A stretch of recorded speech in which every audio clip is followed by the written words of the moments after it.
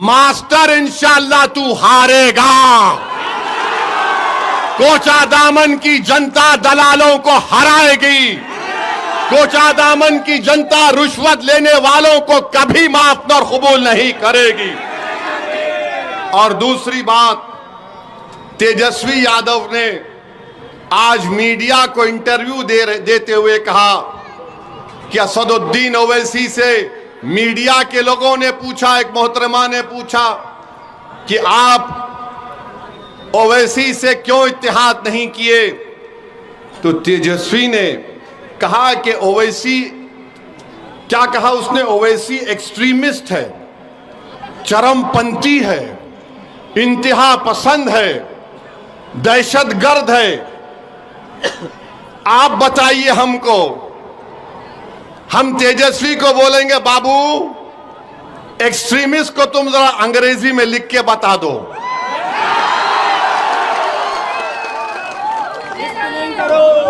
हमको एक्सट्रीमिस्ट बोलता है, नहीं सुनिए, हमको एक्सट्रीमिस्ट क्यों बोलता है? इसलिए बोलता है कि मेरे चेहरे पे दाढ़ी है, सर पे टोपी है, मैं नमाजी हूं, मैं अल्लाह की इबादत करने वाला हूं, मैं किसी के आगे सर नहीं झुकाता सिवाय जमीन व आसमान के खालिक के, मैं किसी को मानता नहीं सिवाय अपने रब के, मेरी बीवी हिजाब करती है, मेरी बेटियां करती हैं, वो तमाम के तमाम कुरान की तिलावत करती हैं, मैं अपने मजहब पर फख्र से चलता हूं, तो ये बोलता है ये एक्सट्रीमिस्ट है। अगर ये एक्सट्रीमिस्ट है तो तेजस्वी सुन ले, कान को साफ करके सुन ले, मैं और मेरी औलाद सुबह क़यामत तक रहेगी तो हमेशा हम अल्लाह की इबादत करते थे, करते रहेंगे। हम कुरान को अल्लाह का कलाम मानते थे, मानते रहेंगे। हम रसूल अल्लाह सल्लल्लाहु अलैहि वसल्लम पर, उनकी अजमत पर अपना सब कुछ कुर्बान करते आए और करते रहेंगे। अगर रसूल अल्लाह सल्लल्लाहु अलैहि वसल्लम का उम्मती होना एक्सट्रीमिस्ट है तो सुन तेजस्वी, मुझे फख्र है कि मैं आका का उम्मती हूं, मुझे फख्र है। और बोलता है एक्सट्रीमिस्ट है, तो बताओ ये तमाम कोचा दामन सीमांचल के लोग जो लुंगी और सर पे टोपी पहनकर, ये गले में डालकर खेतों में काम करते हैं और नमाज का वक्त होता तो हमारी बहनें, हमारी माएं सब अल्लाह के आगे सर्वसजूद हो जाती हैं, क्या ये तमाम चरमपंथी हैं? तेजस्वी, तुमने किसको बोला चरमपंथी? बताओ मेरे अजीज दोस्तों और बुजुर्गों, तेजस्वी की नजर में चरमपंथी वो नहीं है। शेरगाटी विधानसभा से इसने टिकट दिया, एक दुर्गा वाहिनी आरएसएस की तंजीम के एक मोहतरमा को टिकट दिया, वो एक्सट्रीमिज्म नहीं है। राबड़ी देवी से इन्होंने अवार्ड दिलवाया एक शख्स को जिसका नाम कामेश्वर यादव है। कामेश्वर यादव वो है नौजवानों, आज से 35 साल पहले भागलपुर में फसाद हुआ था, जहां पर तुम्हारे बुजुर्गों को काट कर खेतों में डाल दिया गया था और उनकी लाशों को दफनाया भी नहीं गया था, तो उनकी लाशों के ऊपर फूल गोभी उग गई थी। जो आरोपी है कामेश्वर यादव को तुमने अवार्ड दिया। बताओ, मैं एक्सट्रीमिस्ट हूं, मैं चरमपंथी हूं, मैं दहशतगर्द हूं? और फिर मेरे अजीज दोस्तों और बुजुर्गों, आपको याद होगा 2023 में रेलवे पुलिस ने, ट्रेन में एक कांस्टेबल ने 3 लोगों को नाम पूछकर गोली मार दी। एक मधुबनी के असगर अब्बास अली साहब थे। तेजस्वी, तुम्हारा एक बयान बताओ, असगर अली अब्बास की मौत जो एक रेलवे के पुलिस कांस्टेबल ने नाम पूछकर मारी थी, मरने वाले में असगर अली अब्बास अली मधुबनी का था, मरने वाले में हैदराबाद का था।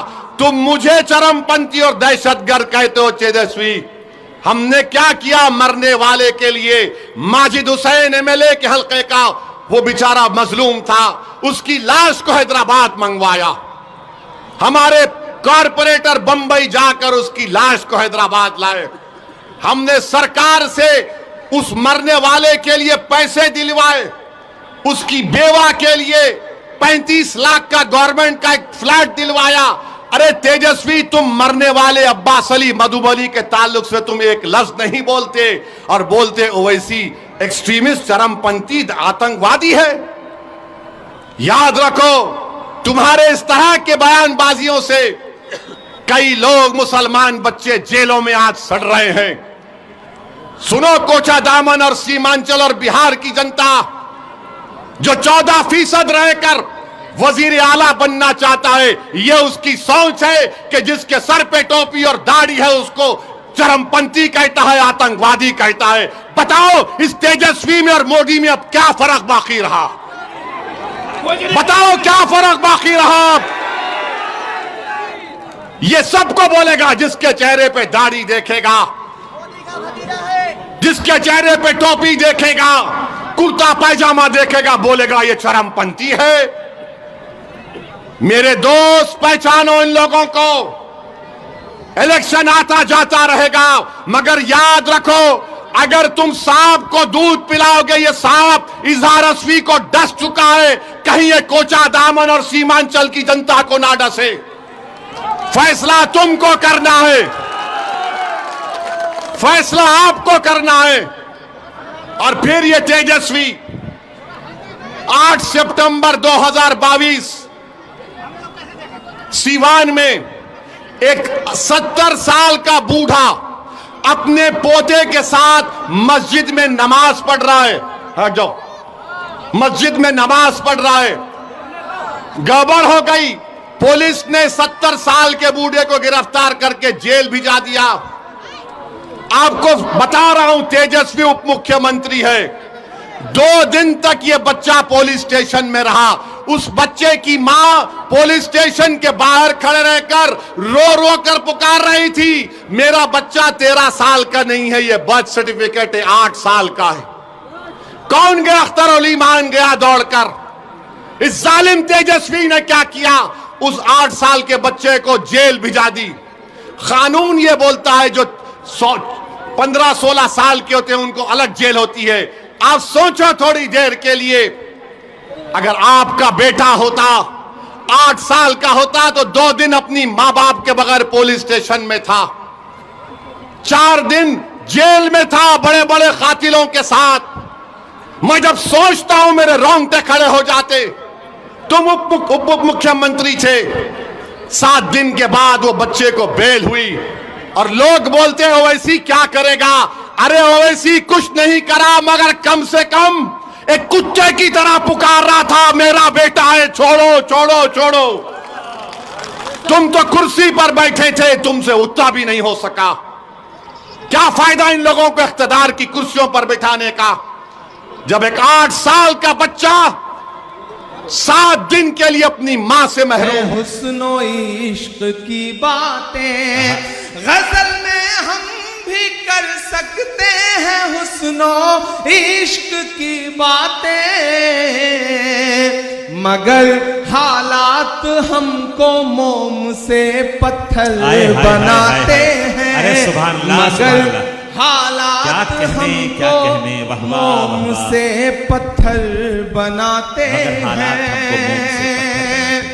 और एक शेर पढ़ता हूं कि उन्हें बुलडोजरों के बाजुओं पर नाज है, लेकिन उन्हें बुलडोजरों के बाजुओं पर नाज है, लेकिन उन्हें बुलडोजरों के बाजुओं पर नाज है, लेकिन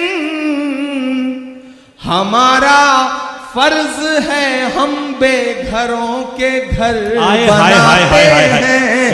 हमारा फर्ज है, हमारा फर्ज हम है बेघरों के घर बनाते हैं। सुभान अल्लाह, सुभान अल्लाह। और मैं धनबाद में खड़ा हूं और ये शेर पढ़ रहा हूं कि अजब है कैनवस उनका, अजब उनकी कलाकारी। अजब है कैनवस, अजब है कैनवस उनका, अजब उनकी कलाकारी, अजब है कैनवस उनका, अजब उनकी कलाकारी। वो जो मंजर बनाते हैं लहू में तर बनाते हैं, वो जो मंजर बनाते हैं लहू में तर बनाते हैं। बीच बीच में जब भी कोई कैमरा सेट करने के लिए खड़ा होता है तो पीछे वालों को लगता है जैसे उनसे उनकी जिंदगी छीन ली गई है। आप 10 सेकंड 20 सेकंड सब्र कर लिया करिए, वो रील बदल करके, मतलब रील का तो जमाना नहीं रहा, चिप बदल करके बैठ जाएगा, तो थोड़ा उसे भी काम कर लेने दें। अभी चांदनी पड़ रही थी, उन्होंने ओट चोर गद्दी छोड़ के नारे लगाए। मैं तो उससे पिछले कई सालों से पूछ रहा हूं कि कहां सोया है चौकीदार। अब लगा कि मैं सही जगह खड़ा हूं, अभी तक मुझे लग रहा था मैं अपनी एनर्जी खराब कर रहा हूं। थोड़ा सा खुलिएगा इधर के भी साथी, कि कहां सोया है चौकीदार, कहां सोया है चौकीदार। विजय माल्या नाक के नीचे से हो गया फरार, कहां सोया है चौकीदार।